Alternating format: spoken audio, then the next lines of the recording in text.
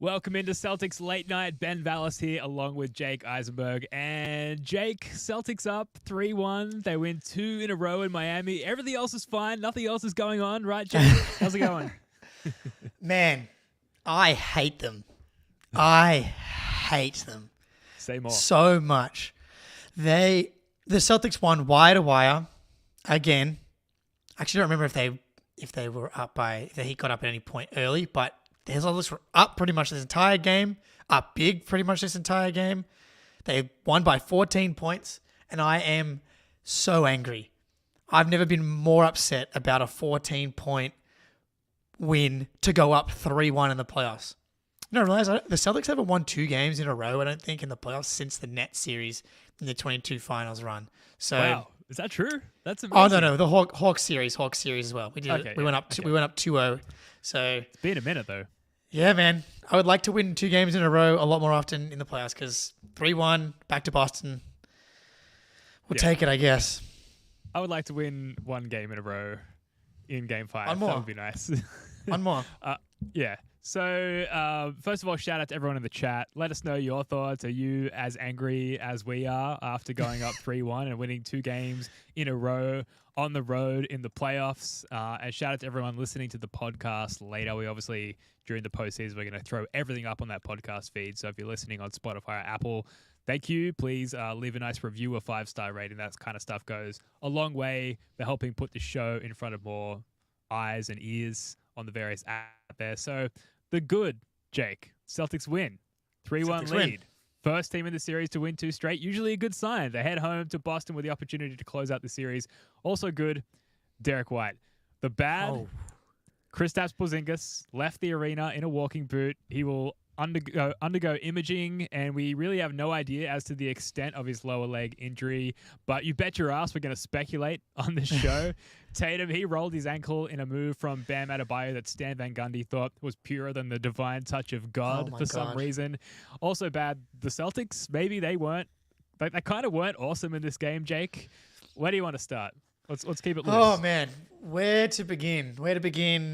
This game drove me to the back to the bottle. We got Fireball Jake. He's back for the first time since the trade deadline, I think it was, and that was a good time. It was supposed to be happy drinking. We're up 3-1, but man, what comes to the front of my mind first, I'm very jealous of everyone that's getting the local broadcast. We've been getting the national broadcast on playback, and they can't give us the local broadcast. And Stan Van Gundy, I don't know what is going on there, but he hates Jason Tatum. Everything the Celtics do is like, I agree. I don't think the Celtics played a good game, a great game by any means. But like from the jump, it was nothing about the Heat, what the Heat were doing, and everything that the Celtics were doing was bad. But the crowning moment for Stan Van Gundy, like Jason Tatum shoots that shot after the buzzer. Bam Adebayo slides his foot underneath Jason Tatum for a textbook flagrant 1. Like that's how they call that every single time.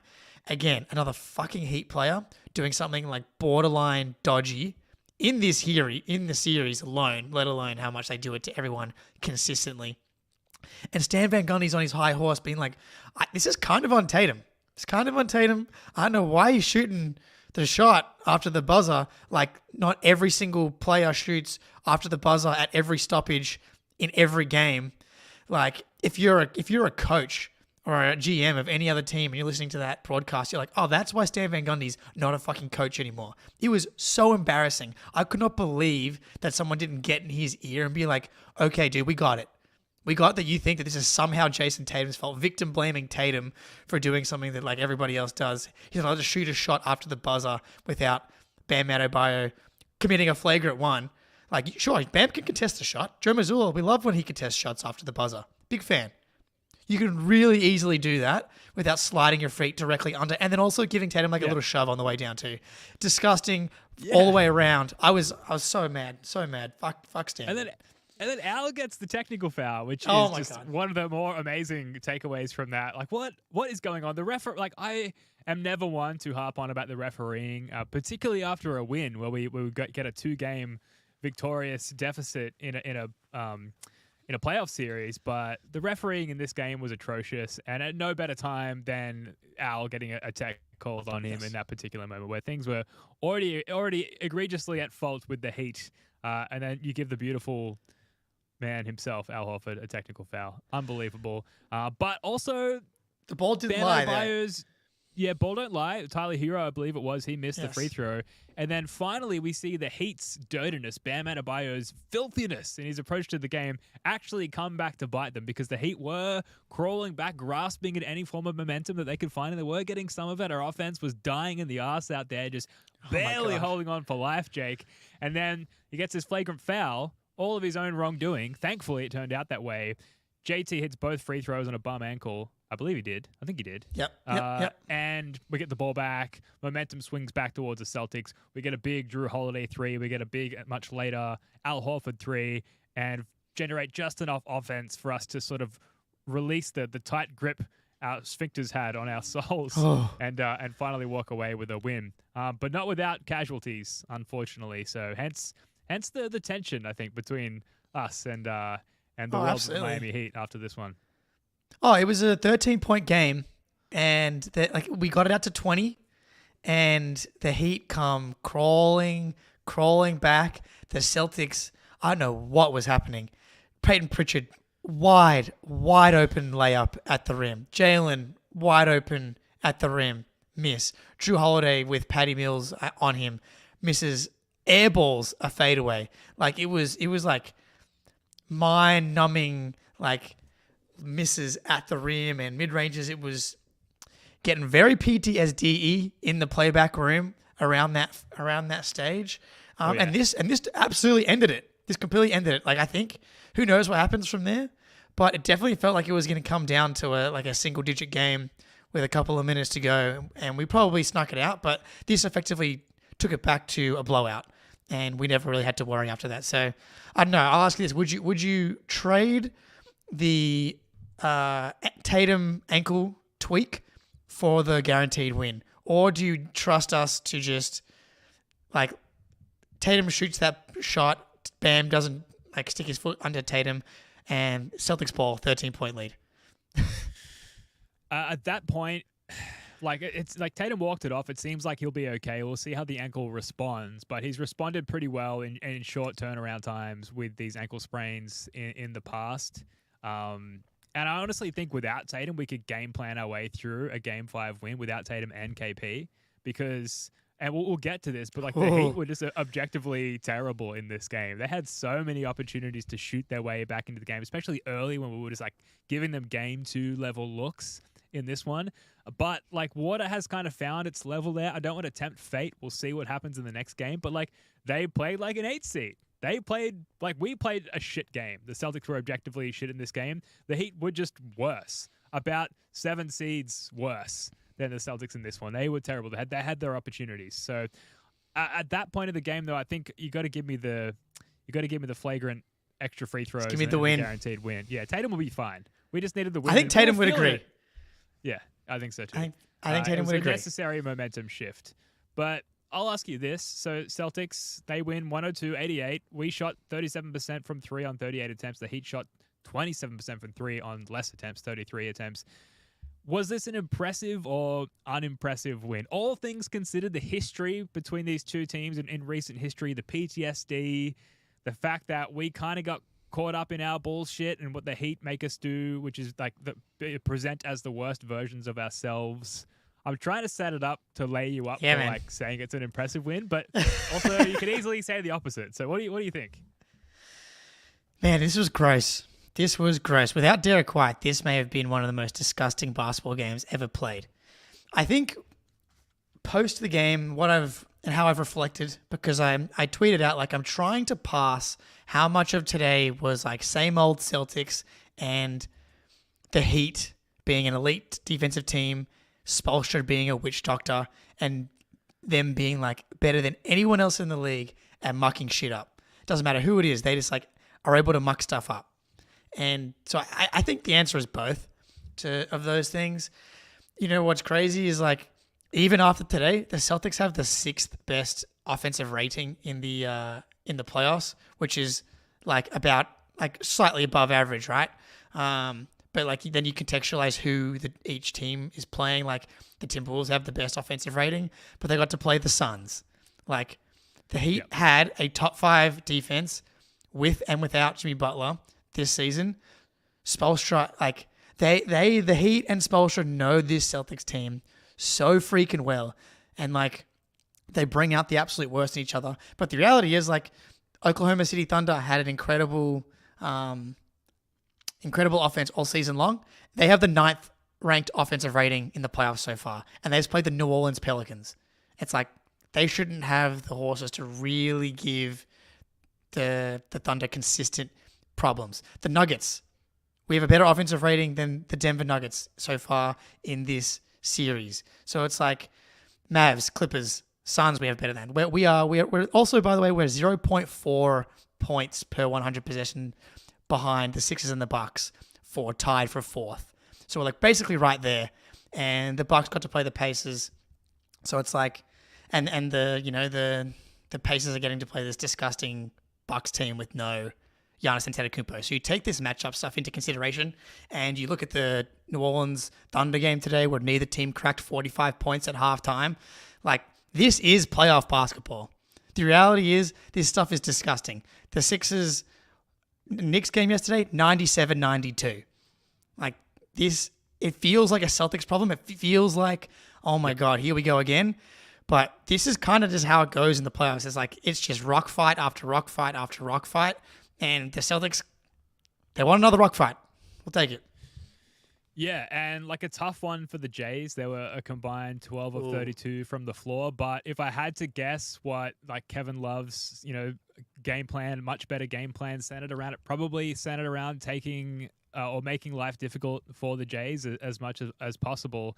And Jaylen Brown had 6 turnovers. Like, no matter which way you spin it, a series against the Heat is just not Jaylen Brown's series. Like, they are just in his head. They know how his brain ticks, and they know how to disrupt him. So, like, I wouldn't be too reactionary on Jaylen from these games as long as we continue to win them. I think that he'll shine brighter in subsequent series if we are fortunate enough to make it through. And at this point, it certainly seems like we will. Tatum, I thought, while he didn't have the best game, I liked his patience early on. He didn't have a field goal attempt until, I think, quite late in the first quarter, or perhaps not until early in the second quarter. His patience wore thin as the game went on, and the maturity sort of started to diminish somewhat, and he started to force it a little bit. But I thought for the most part, his process in this game was pretty solid. But just getting set up offensively, the Heat, the best thing that the Heat do probably defensively is slow down your ability to set yourself up offensively. And we saw a lot of like not getting things going until like 8, 7, 6 seconds left in the shot clock. Despite that, we managed to get a good amount of looks. We managed to score, over 100 points against a really solid defense in a really slowed down version of the game, with our 2 best players not shooting well at all from the floor. And enter Derrick White, who shot very well from the floor, 15 of 26 from the floor, in fact, 8 of 15 from 3. I think he tied a Celtics postseason record for made 3-point shots. Which is amazing. And like, that's Derrick White's music. That's why the Brad, hopefully, who win Executive of the Year, because he's built this roster where, okay, great. Kevin Love, Eric Spoelstra, game plan, shut down the Jays. Great idea. You didn't think about Derrick White. And Derrick White's just lurking in the shadows being like, hey, that's my music, man. I got this. And as soon as he was like, okay, I'm going to be aggressive. I see what's going on here. I see the channels are open for me while they shut down for the Jays and for KP. I'm just going to go here. And he did, and he never looked back. And if it weren't for that, this would have been a very tight game, potentially a loss. But it was for that. Derrick White was amazing. I'm sure you guys made reservations at the Marriott in Miami afterwards, Jake. Oh boy, I'm glad we had a couple hours in between game ending and this and this show starting, because I needed it. Me and Derek. Well, it's unfortunate we've got to fly back to Boston. We would have liked to just spend the next couple of days, no travel time, enjoying ourselves, lying back. popping some champagne because this is the performance. This is why I fell. This is so far beyond why I fell in love with Derrick White. I mean, he did all of the things that I fell in love with him for. The rear view contests, getting to loose balls, rim protection for a guard, all the winning plays that endeared him to me. He does that every day. Every day, I know he's going to turn up and do the little things, but now, like, this was better than any game he played in the regular season. Like, I'm pretty sure I would remember a 40 bomb from Derrick White earlier this year. I know he had a bunch of like 25 point. I think he had 8 25-point games from the regular season, but 38 points in a 2-1 series against our freaking Miami Heat rivals. I've been saying he's a Heat killer. He has the Game 6 tip in last year's Eastern Conference Finals. He has the Jaylen Brown tip in off the missed free throw yesterday to remind them what happened. And then, I mean, this is out of control, dude. Like, and you need this. You just need this. You need this player. KP goes out. And the way that the Heat are defending the Celtics, so much attention being paid to Jason Tatum. Derrick White has Tyler Hero, Hayward Highsmith coming off a bent defense, and he was just so aggressive. I mean, it goes beyond like him being aggressive in certain spots, which we needed for like him to initiate and stuff like that. He just is. I always talk about shots on goal, and he knows like to just get it up. The fact that he's comfortable and confident to take 15 threes. Man, he had one. He blocked Tyler Hero down one end, gets like the loose ball, comes straight back down the other end. Someone finds him, pull up three right in Adebayo's face. It's just, I mean, we will be here all night. We've got some footage from the great Buffalo Plains of Miami here. Let's check it out. Drew Holiday finds White cutting. Whoa, White! A two-handed stuff. Got another double-double. And White again!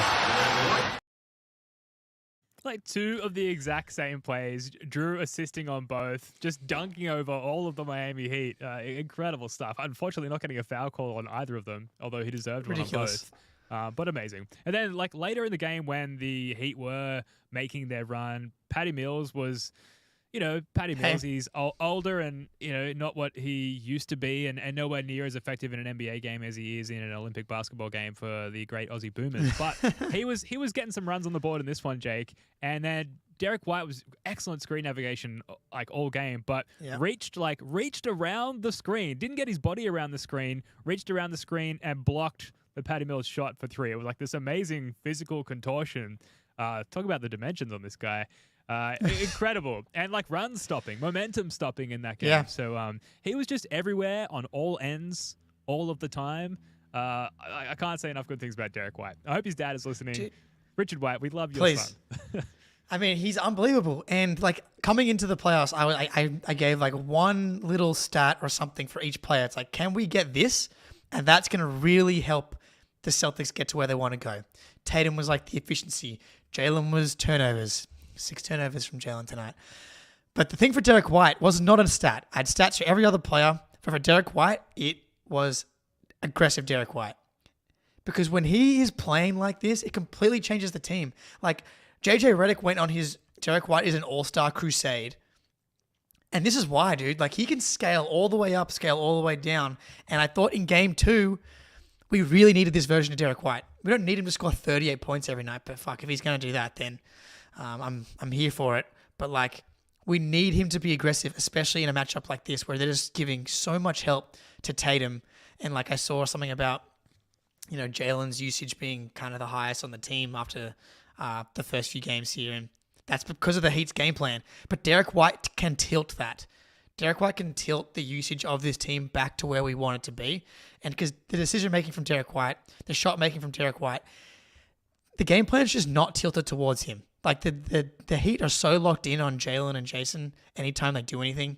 Derrick taking responsibility and doing this, it means something, I think, going forward. Like, when he is confident and comfortable to do this, like, I think this completely changes the formula for the Celtics. I actually have Derrick White talking about his confident mindset in the postgame. I think it started with Joe. ever since he took over, like he's just given me the most confidence. And I mean, I could talk to him, he could talk to me, and just that relationship is just getting better and better each day. It's amazing to play for him, and I love it. And then obviously the teammates. I mean, we got such great players on the team, but they allow me to do what I do and believe in me, and I think that's big. He's so timid in his demeanor, and yet I know. he's such a legend. Killer. He's a killer. Yeah. He's quietly The like got the silent assassin. coldest, biggest nuts on the team, dude. Yeah. Amazing. I want to get to the defense as well. Like, I guess like the takeaway, great win, gutsy win, gritty, but many imperfections on both sides of the ball. Before we get to the defense, Jake, anything else offensively that stood out to you? Tempo. It's all about tempo and pace. And I feel like they eventually got back to it later. But man, the second quarter was so slow. The first, that's what sticks out to me more than anything else. This team is so much better when they're playing fast. And at some point it clicked for Tatum. It felt like it was the KP injury. I don't know if I'm making that up, but I could just tell at some point Tatum and the pace changed. And that for this offense is so important. You don't have to be the Pacers and be on the fast break after makes, but you just have to play faster. There's no reason to not play faster with this team. And like when you play slow, you're playing right into the hands of Miami. The only thing I'll say about playing slow is it does seem to limit the turnovers, which like the most important thing in this matchup is like keeping the Heat in the half court. So like playing slow does allow you to kind of make sure you're not turning the ball over, but it does lead to like it being very difficult for putting the orange ball inside the basket, which we know is important. Yeah, you say that there's no reason to play down tempo. I think that is the reason. Like if you had to guess, and again, we're going to employ Occam's Rozier here, a simplest explanation is the most likely one. I think that's it. It's like, they're pretty good at turning us over. They're good defensively, and they understand our tendencies oftentimes better than we do. Let's just slow down, be really intentional, be really careful on all of our passes, set things up carefully and unfortunately very slowly as a result. Like there were instances where it was like just chipping the ball, like we were sort of chipping rock away from a mountain, like just to get it into the paint. A number of times where like we got JB good looks in both halves on smaller players, and he got the ball up on the rim and just couldn't finish it. So it's like, yes, you generate those looks if you're slow and cautious getting there. But it's almost like there's all these sort of ensuing symptoms of playing that way that affect the shot that you take, even if you do get into a good position, which I realize is like really speculative to say, but it just seems like even if you get into a good position, the results of playing that way don't bear any fruit. But I still understand the approach. But I wonder if they try and go away from that in Game 5, because if you look at the tape, I would imagine like we're at a negative when we play that way, as good as a position we do get ourselves in as a result of that. I feel like there's a balance to it. You can play fast without playing reckless. Push the ball, probe, but don't be ridiculous. Like don't drive into three guys. Like push the pace, do a Nash dribble, come round. Trailers coming, hit a transition three. Like find shots that are in rhythm, and if it's not there, then go back to your half court offense. But like the amount of times we got into an action with 11 seconds on the shot clock, and then the Heat defended really well, because that's what they do, and there's no time for another action. It's like, okay, then thank fuck that Derrick White exists, because no one should take anything that's below 6 seconds on the shot clock should go directly to Derrick White and KP, but that's now only Derrick White in that equation. Are you starting to buy into the idea that this series is like running with a weight vest on, and if we do make it to the next round, then it's like the weight vest comes off, training wheels are off, and like things feel easier against an opponent that isn't the Heat's defense every night? I know people want me to say yes to this. It's going to depend on who comes. So my opinion is going to depend on who comes out of the Cavs Magic series, because the Magic have an elite defense, a better defense than the Cavaliers. The difference is they are not nearly as well coached, not nearly as connected. They don't have the culture. They don't have the PTSD, all that stuff. They don't have any of that. But they have an elite defense. They were essentially tied with the Celtics as the second best defensive rating on the season. They have size everywhere. Like, I think they can be a real problem from that perspective. The Magic offense is horrific, but so is the Heat's offense. So I honestly, I would expect a similar series if the Magic came out. I think if the Cavs come out, we'll cook. I think the Magic would provide very similar challenges.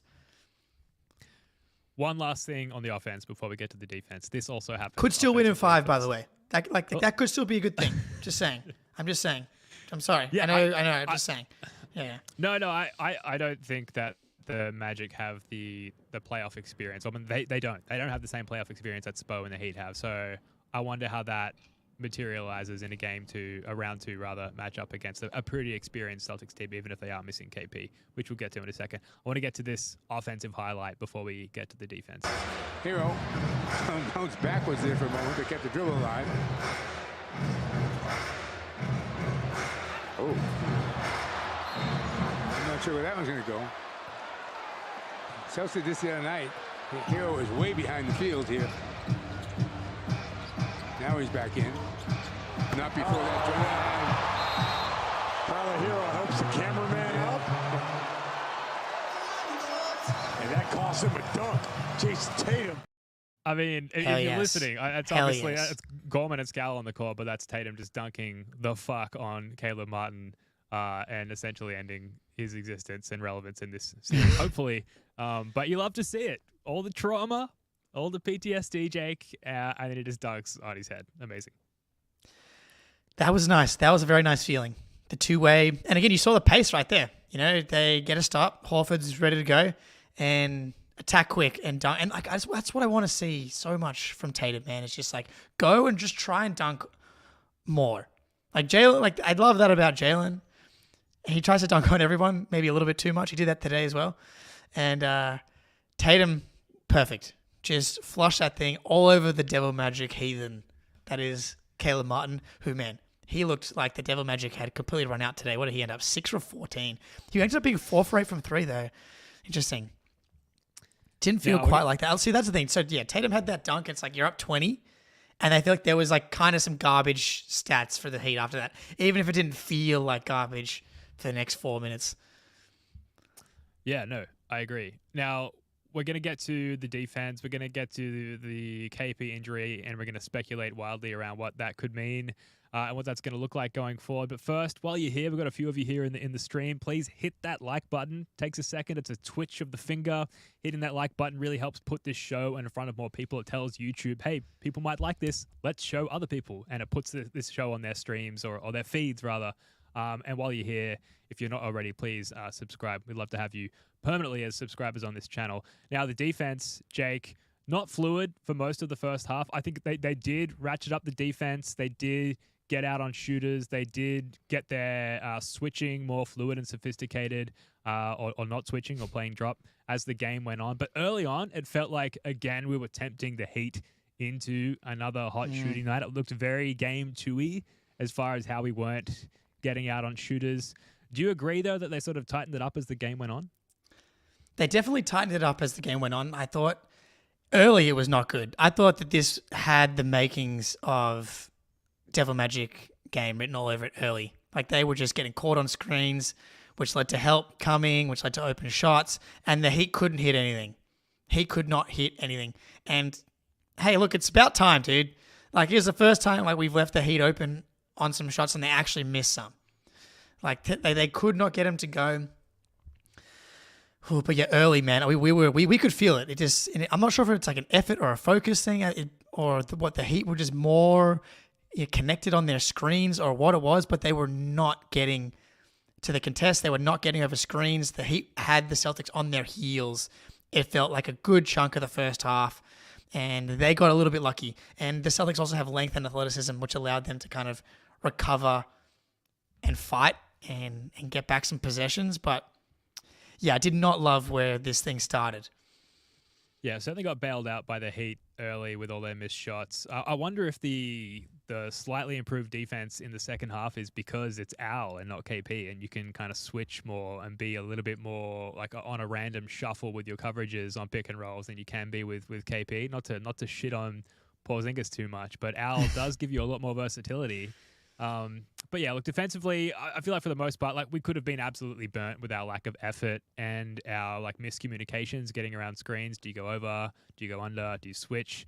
How are you covering this? And then as the game went on, things really tightened up. A huge part of that, Drew Holiday, second game in a row, just like incredible like ninja defense in the shadows where like it was funny if you go back and I mean, why would you go back and watch our playback now that it's over? But if you're in the playback is what I meant to say. Like it's funny how we sort of discovered that Drew was good so gradually throughout the game where I think you even said it, you're like, I guess Drew Holiday is kind of having himself a game right here because there's only so many times you can watch him blow up a Heat, offensive scheme where you're like, okay, something pretty good's going on here with Drew. And offensively, he sort of struggled to really find his groove. It's kind of been a rewind back to earlier in the regular season in that sense.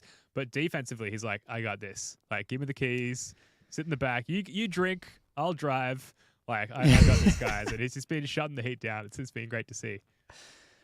Yeah, early in the game, we're just like, anytime he did anything with the ball in his hands, we're like, no. And he was 3 for 5 from the field early in the game here. And I will say he may have hit the biggest three of the game, at least one of the biggest threes of the game. They went to maybe the best offensive possession of the game. The Heat finally stopped switching everything, and they were playing drop coverage with Kevin Love on the court and Bam Adebayo on the bench, and Tatum hit Horford on a pick and roll on the short roll, and Horford kicked it to Drew Holiday, and he just knocked down a corner three. And I was like, oh my God, hallelujah, we are here. And because that's what, the switching defense just makes it really difficult to get those clean looks because you're just not getting ball movement. And they finally gave us a bit of breathing room there, and I'm not sure why, but probably because Kevin Love was out there. But Drew hits that monster shot. Yeah, hits that monster shot by Drew in the corner. So it's great to see him hit that shot. I don't think he took any other corner threes yet. We actually haven't been able to generate many corner threes, which I'm guessing is like, that's like probably one of the most important things, part of the Heat's game plan. It's like show help on Jason Tatum. We're not letting him get going, and we're not letting them generate corner threes because when the Celtics are hitting those corner threes and Drew's hitting 3 for 5 from 3, like you can't beat them. So to see him knock that one down is a really good sign. But he was making plays. Defensively, he was a monster across the board. But man, he's a really good rebounder. He's really strong. So he flies in, and guys kind of bounce off him, and he gets really tough rebounds. Like you watch the Sixers, and it's like it's not necessarily a height problem. It's like a strength and an athleticism issue for the Sixers. And Drew Holiday comes into all these possessions and just like bodies dudes and gets rebounds and ends possessions. Or today, he had 2 offensive rebounds today. Like he makes plays. He had 6 assists. I thought he decision making wise, mostly good. Yeah, he absolutely turned me halfway through this game. I was like, oh no, he's having a big game here, and it's good to see.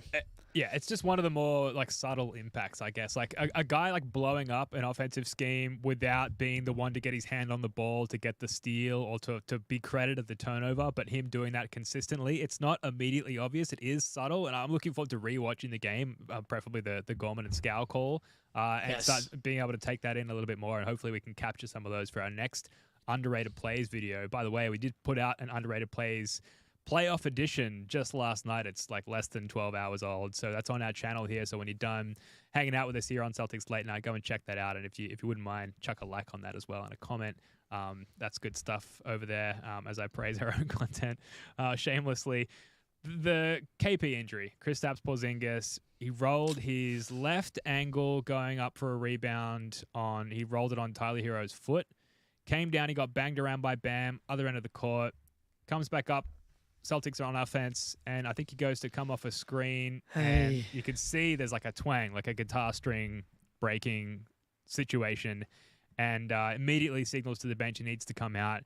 As he's walking out, body language doctor, things aren't looking good. He's pulling his jersey over his face. He's got this sort of devastated look of shock and awe on his face, like he's really done something. And then since then, it's been, like, I guess, given all of that context, best case scenario as far as Charles Lee saying there's like this optimism that it maybe doesn't look that bad, and there's certainly no signs of an Achilles related injury. but he'll undergo imaging and we'll find out more. KP tweeted out, I guess as soon as he was able to get his hands on his phone, he wrote, good W tonight. D White is special. Thanks for all the support. We'll be good. Flex emoji. I'm reading a lot into this flex emoji, like body's strong, body's feeling good, flexing on him, muscles, Latvian strength. Help me, Jake. Oh boy. help me finish. Oh boy. What, yeah. just like purest takeaway, like not trying to overthink it. What do you think's going to happen here? What do you think the outlook is? It's crazy how fast I've moved on. I'm like, okay, next man up. Horford, Cornet, Tillman. We have the depth to kind of deal with it. I've said all year, basically, like we're built to make the finals with or without KP. 20-3 without Porzingis this season. My guess is like 2 weeks. My guess is like 2 weeks, maybe 3 weeks. I'd be pretty surprised if it's less than that. Like we've seen Giannis with a pretty similar kind of reaction, I would say, to the way KP pulled up. So like anything under 3 weeks is going to feel like a win. And that basically takes you to the Eastern Conference Finals. They can easily win in the next round without Porzingis. Mm-hmm. Like, here you go, Ben. I think you might like this. Is this actually better that he got hurt now than in the Eastern Conference Finals? We get hurt now. We make our way through. We make our way through the second round. He comes back fresh for the conference finals against the Indiana Pacers, hopefully, and a nice soft matchup. We get through that thing, get some time off before the finals, and he's just peaking at the right time here. Peaking is interesting phrasing because I think you can rule out KP being at 100% now at any point in the playoffs, unless it's like truly not that bad and he'll be back for a potential game 6 or 7 or whatever. I think like they're going to obviously want to bring him back as soon as possible. He won't be at 100%, and then it's not like he's going to ramp up to 100% at that point. He's had like lower body extremity issues, thankfully mild, all season. We got to the end of the regular season and we celebrated the fact that we'd sort of kept him healthy. But we did stop and sort of acknowledge the fact that the playoffs is its own beast. Do we really think we're going to be able to keep him healthy throughout the entire postseason? Anyway, 4 games in, he goes down. The Heat were being really physical with him, but you can't really fault them for that. Like, that is a legitimate strategy against KP, who is, like, for lack of a better term, sometimes a bit soft, sometimes a bit light in the arse. Let's just call it what it is. Yeah, totally. And, unfortunately, it's just, I know that you can't just pull a guy out of the game on a whim, but he did roll that ankle. He's obviously favoring the other side coming down the court, and it's one of those things in hindsight you wish you could have pulled him before things got the way that they did. I don't know, man. Is it a blessing in disguise? I don't think it's a blessing in disguise. I don't know if there's much of a silver lining from Come there. on. And but now you've got an added load on Al Horford too. And then the depth, like who are you depending on? Like that's the question. Who's the backup big for the rest of this series? And I think it's you got to put the kettle on and duck that tea bag.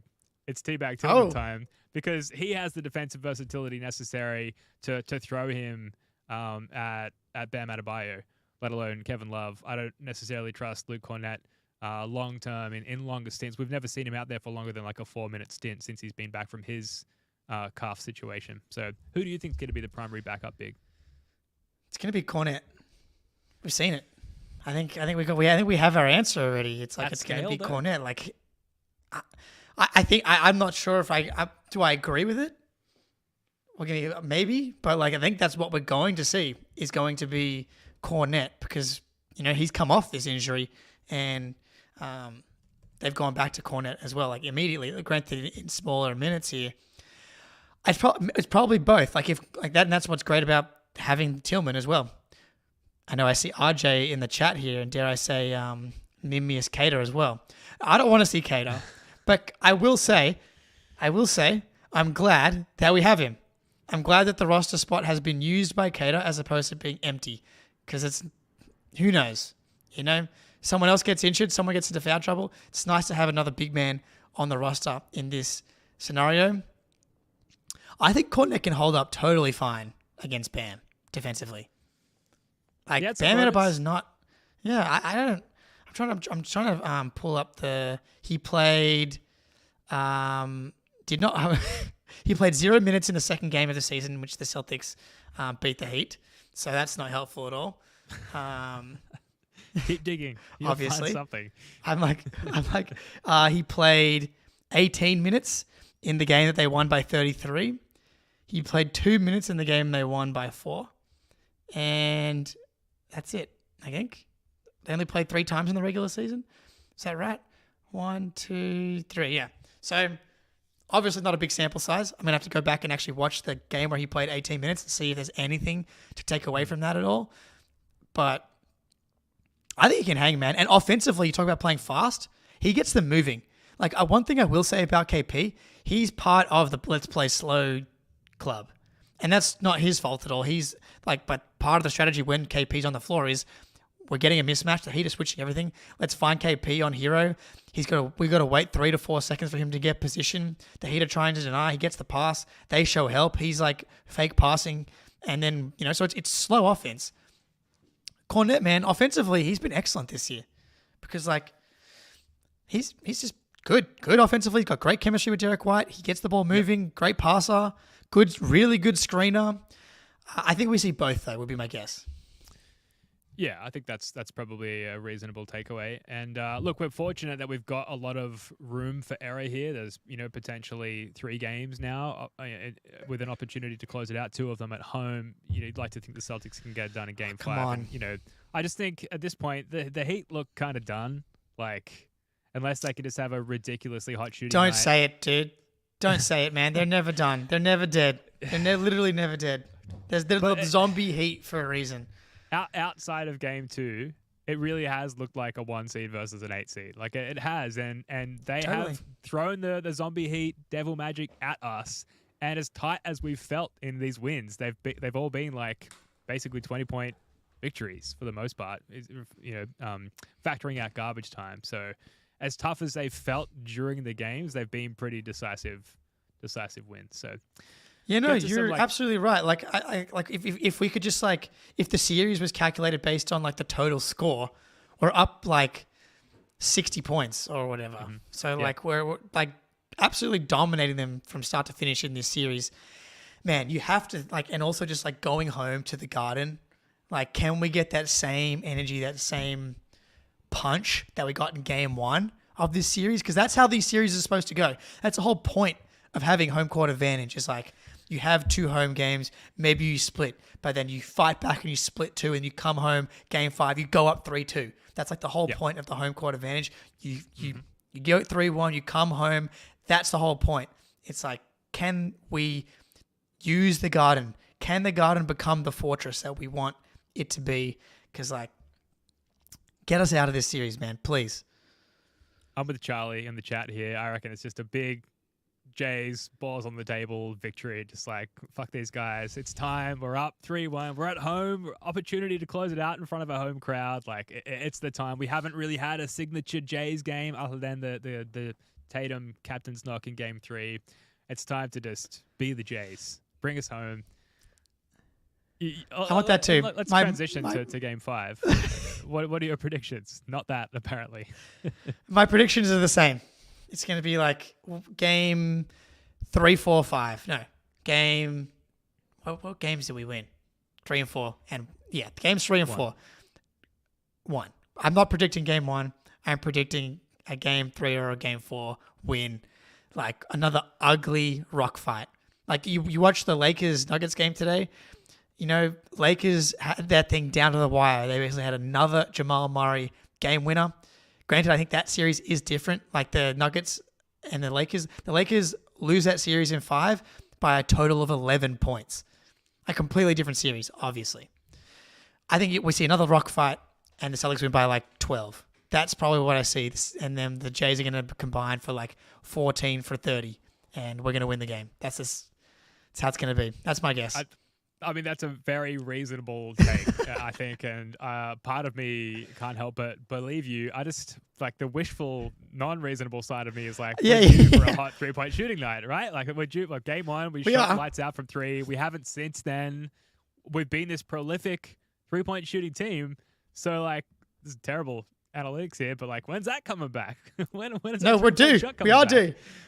I didn't say it going in today, but I saw, Spoonie called a big Tatum game and stuff like that. We are due. We're due for a big offensive game. I remember Game 7 in Miami in the conference finals. Went to the finals. Tatum and Jalen were excellent in that game. Like, they've been excellent against Miami multiple times. Tatum in particular was awesome in the Heat series last year with Jimmy Butler. So, like, he has the capability to take over. So, yeah, I want to see it. I want to see it just as much as you guys.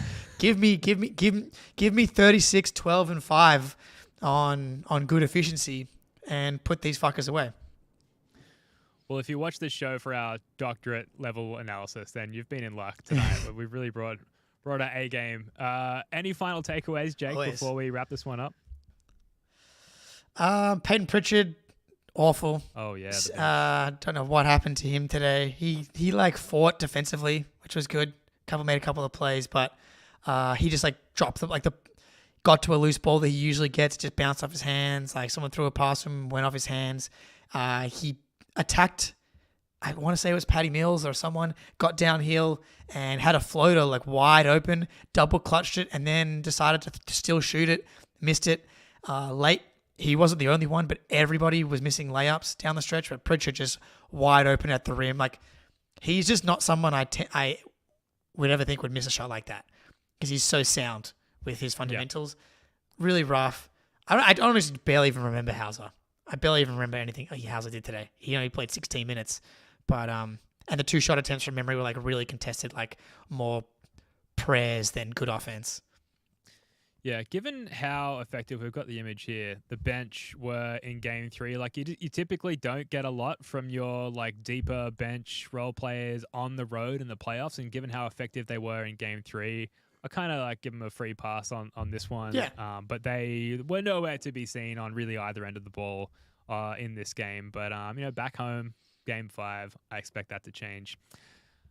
All right, let's wrap it up there. That's going to do it for this one. You got something else for us, Jake? Well, I can see Riven's getting pissed off. I can see Riven's getting pissed off at us in the chat. I picked on JB plenty already. I feel I'm just wrapping it up here. I think Pritchard's been awesome, but he didn't have a great game. I do thoughts on an O'Shea Brissett insertion, but no KP here. Like, just energy, rebounding. Like, I could see it like being quite helpful in Game 5. I do love a PP insertion. I don't know if I can get to an O'Shea insertion. I feel like I have nothing really to validate this hunch, but is he one of the guys who's more susceptible to the Heat Devil Magic and the trickery that they bring on both ends? I just don't know if he can handle it.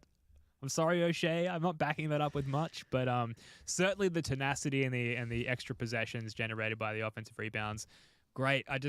I'd really want to limit how many guys we have out there at any given time who can't shoot. And O'Shea is firmly in the category of can't shoot. Unfortunately, if he could shoot, we would not be able to afford him. Yeah. Well, right now, no one can shoot except for Derrick White. So he may, I'm just saying, you may as well chuck him out there and see what he can do. But also, we're going back home. Wouldn't shock me if we get a Hauser 4 for 8 night. Hell yeah. That would be, forget the Jays. Can we get Pritchard and Hauser combined for 6 for 10 from 3? Because then in that case, the game's over. Just give the ball to Derrick White. Call it a day. Always. Call it a series. All right. That's going to do it for this one. We'll be back pretty much every day or two throughout the week as this series progresses and as news emerges on the KP situation. Jake, love your work, mate. Until next time, go Celtics.